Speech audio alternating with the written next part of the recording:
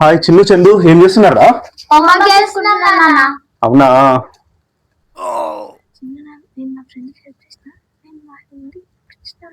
ఏ పోక అని చాలా చెప్తావు. ఏమైందిరా? ఏం చెప్తుంది అక్క? చూనా అక్క వాళ్ళ ఫ్రెండ్ కి ఎగ్జామ్ రాస్తుంటే పెన్ అయిపోయిందంట. అక్క పెన్ ఇచ్చిందంట. దానికి నాకు చెప్పింది, వాళ్ళ ఫ్రెండ్స్ అందరు కూడా చెప్పిందంట. అవునా చందు? అవునండి, నేను మా ఫ్రెండ్ కి హెల్ప్ చేసిన. సరే, హెల్ప్ చేయడం కరెక్టే, కానీ అందరికి సహాయం చేసిన, నేను సహాయం చేసిన, నేను హెల్ప్ చేసిన అని చెప్పడం తప్పు. సరే, మీకు ఒక చిన్న స్టోరీ చెప్తా. చెప్పునా నా స్టోరీ. అవునన్నా చెప్పు స్టోరీ. ఓకే, ఇది మహాభారతంలోని కథ అన్నమాట. అప్పుడు ధర్మరాజు అశ్వమేధ యాగం చేస్తుంటాడు అన్నమాట. చేస్తున్నప్పుడు మయూరధ్వజుడు అనే రాజు ఆ గుర్రాన్ని ఆపుతాడు. Okay, super doubt Chandu. అశ్వమేధ యాగం అంటే పూర్వకాలంలో రాజులు తమ రాజ్యాన్ని పెంచుకోవడానికి ఈ అశ్వమేధ యాగం అనేది చేసేవాళ్ళు అనమాట. ఇందులో భాగంగా ఒక తెల్లటి గుర్రాన్ని వదులుతారు. వదిలిన తర్వాత దాని వెనకాల ఈ యొక్క రాజు యొక్క సైన్యం వెళ్తుంది. చాలా సైన్యం ఉంటుంది అనమాట రాజుది ఆ గుర్రం వెనకాల. ఓకే, ఆ గుర్రం ఏ రాజ్యాల గుండా అయితే తిరుగుతుందో ఆ రాజ్యాలు మొత్తం ఈ యాగం చేసే రాజుకు సొంతమైపోతాయి. ఓకేనా? అప్పుడు ఒకవేళ ఆ యొక్క రాజ్యాలలో ఏ రాజ్యాల గుండా అయితే వెళ్తుందో ఆ రాజ్యం యొక్క రాజులు ఆ గుర్రాన్ని పట్టుకుంటే, ఒకవేళ బంధిస్తే, అప్పుడు ఏం జరుగుతుంది అంటే ఈ యాగం చేసే రాజుతోటి యుద్ధం చేయాల్సి వస్తుంది. ఒకవేళ ఆ గుర్రాన్ని ఎవ్వరు ఆపలేదు, అట్లనే వెళ్తుంది, ఆ రాజ్యాల యొక్క రాజులు చూస్తున్నా కానీ అట్లనే వెళ్తుంది అనుకోండి, అప్పుడు ఆ రాజ్యం యొక్క రాజులు ఈ యాగం చేసే రాజుకి లొంగిపోయినట్టు అనమాట. 1 year పాటు, 1 సంవత్సరం పాటు ఆ గుర్రం ఎన్ని రాజ్యాల గుండా అయితే తిరిగి మళ్ళీ వస్తుందో, 1 year తర్వాత తిరిగి అతని దగ్గరకు వస్తుందో, అప్పుడు ఆ రాజ్యాలన్నీ కూడా ఈ యాగం చేసే రాజుకు సొంతమైపోతాయి. అప్పుడు అతను చక్రవర్తి అన్నమాట. అర్థమైందా? ఇది అశ్వమేధ యాగం అంటే. ధర్మరాజు అశ్వమేధ అన్నప్పుడు మయూరధ్వజుడు అనే రాజు ఆ గుర్రాన్ని ఆపేస్తాడు అనమాట, బంధించి పెట్టేస్తాడు. ఓకేనా? ఈ వార్త మన ధర్మరాజు తెలుస్తుంది. అప్పుడు ఏం చేస్తాడు ధర్మరాజు? ఈ మన అర్జునుడిని చెప్పి అర్జునుడిని పంపిస్తాడు. పంపించినప్పుడు ఈ అర్జునుడు ఏం చేస్తాడంటే మయూరధ్వజుని కొడుకుతోటి పెద్ద యుద్ధం చేస్తాడు.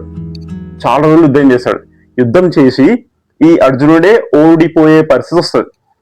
అప్పుడు ఏం చేస్తాడంటే కృష్ణుడు పక్కకు పిలుచుకొని, మయూరధ్వజుడు అనేటోడు సామాన్యుడు కాదు, అతను చాలా గొప్ప వీరుడు, అండ్ ఆయన చాలా గొప్ప దానశీలి, ఆయన చాలా దానాలు చేస్తుంటాడు అని చెప్పేసి ఆయన పొగుడతాడు. ఎవరిని? మయూరధ్వజుడిని కృష్ణుడు పొగుడతాడు. ఎవరి ముందు? అర్జునుడి ముందు. అప్పుడు అర్జున్కి చాలా గర్వంగా ఫీల్ అవుతాడు.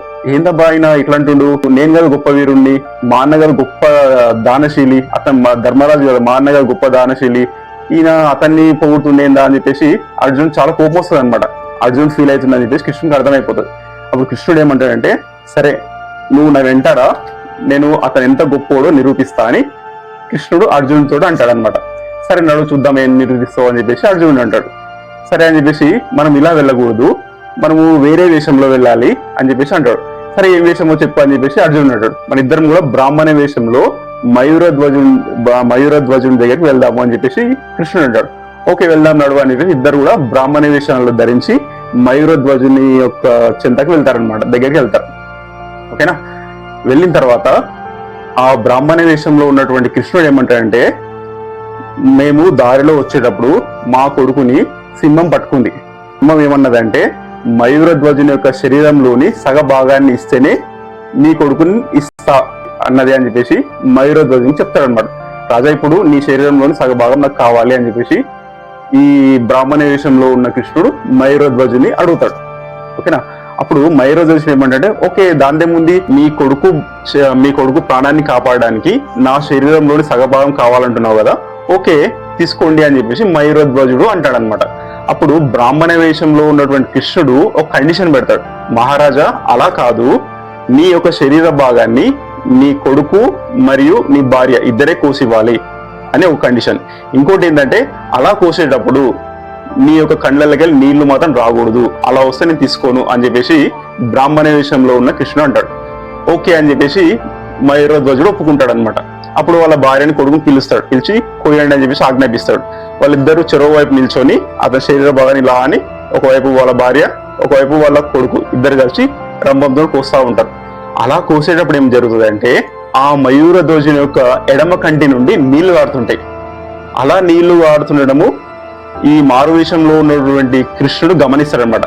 ఆపండి అని చెప్పేస్తాడు. అప్పుడే ఏమైంది అని చెప్పేసి మయూర ధ్వజుడు అడుగుతాడు, ఏమైంది బ్రాహ్మణ అని చెప్పేసి అడిగితే, రాజా నీ యొక్క దారం నీకు ఇష్టం లేనట్టుంది, నీ కండ్లకి నీరు వస్తుంది, నాకు అవసరం లేదు అని చెప్పేసి ఆ మారువేషంలో ఉన్నటువంటి కృష్ణుడు అంటాడు. ఓకేనా. అప్పుడు మహారాజు ఏమంటాడంటే, ఓ బ్రాహ్మణ అలా కాదు, నా కండ్లకి నీరు అలా రావట్లేదు, బాధతో రావట్లేదు. ఈ యొక్క ఎడమ వైపు భాగం నీ కొడుకు ప్రాణాన్ని కాపాడడానికి ఉపయోగపడుతుంది, కానీ నా శరీరంలోని కుడివైపు భాగం దేనికి కూడా పనికి రాకుండా పోతుంది అనే బాధతోటి మాత్రమే ఈ కళ్ళకి నీళ్ళు వస్తున్నాయి తప్ప నేను దానం చేస్తున్నా అని చెప్పేసి నా కళ్ళకి నీళ్ళు రావటం లేదు అని చెప్పేసి ఆ యొక్క రాజు అంటాడనమాట. అర్జునుని యొక్క గర్వాన్ని అంచడమే కృష్ణుని ప్లాన్ అనమాట. ఓకే. అప్పుడు కృష్ణుడు అతను మయూరధ్వజుడు చేసినటువంటి త్యాగానికి చాలా సంతోషించి తన యొక్క శరీరాన్ని నార్మలైజ్ చేస్తాడనమాట, నార్మల్ చేస్తాడు.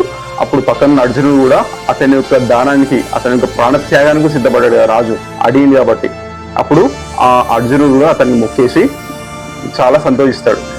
అతనిలో ఉన్న గర్వం కూడా వెళ్ళిపోతుంది అనమాట. అలా రాజు తన శరీరాన్ని ఆ బ్రాహ్మణుడు తన యొక్క శరీరాన్ని అడగగానే, నేనెందుకు ఇస్తా, అలా ఇస్తే నేను చనిపోతాను కదా అని అలాంటివి ఏవి ఆలోచించకుండా తీసుకోండి అని చెప్పేసి తన శరీరాన్ని ఇచ్చేసింది కదా.